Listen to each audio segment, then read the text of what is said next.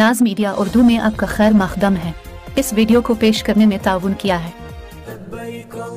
उम्रा का फरीज़ा अदा कीजिए शबीर टूरिस्ट एंड ट्रेवल्स के साथ, रहमतों बरकतों की सादत के साथ। हमारा पता है नई कमान व्हाइट हाउस के करीब। अब विजिट लिंक जीन्स शोरूम बेदर, यूनाइटेड हॉस्पिटल सपना मल्टीप्लेक्स के करीब गंपा रोड बेदर, healing tree hospital multi super speciality बेदर, अहमद टूरिस्ट एंड ट्रेवल्स हज और उम्रा सर्विसेज। आपकी खिदमत हमारे नज़र में किसी इबादत से कम नहीं। आपका एतमाद ही हमारी कामयाबी है।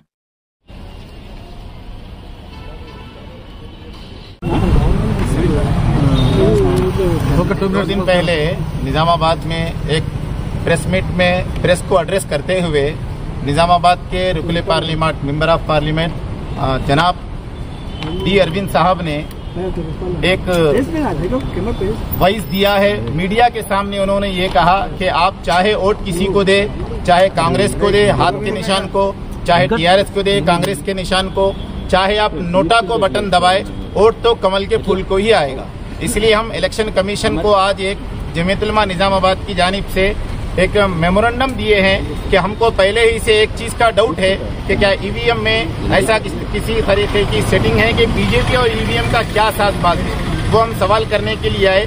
किस तरह निजामाबाद के एमपी ये बात कह रहे हैं कि किसी को भी वोट दे वो वोट कमल के फूल को ही पड़ेगा। हमको इलेक्शन कमीशन के काम के ऊपर अरविंद साहब बयान देने के बाद शक महसूस हो रहा है। इसलिए हमने ये कहा कि अगर ऐसा ही है, किसी को भी अगर बटन दबाएंगे कमल के फूल ही को जाएगा, तो हम ये कहना चाहते हैं कि इलेक्शन ईवीएम के बजाय आप बैलेट पेपर से कराइए हमको, क्योंकि हम अपनी तरफ से इलेक्शन कमीशन के ऊपर शक नहीं कर रहे हैं। एक जिम्मेदार आदमी जो कि एक डिस्ट्रिक्ट से मेंबर है, एमपी है, मेंबर ऑफ पार्लियामेंट, जब ये कहते हैं कि किसी को भी आप वोट करें वो आने वाला कमल के फूल ही को है और मैं ही जीतने वाला हूँ, उसके ऊपर आज हम कंप्लेन किए हैं। आप मीडिया के लोग जो हम ये इस दरखास्त को कवर कर रहे हैं, हम आपका उसका शुक्रिया अदा करते हैं।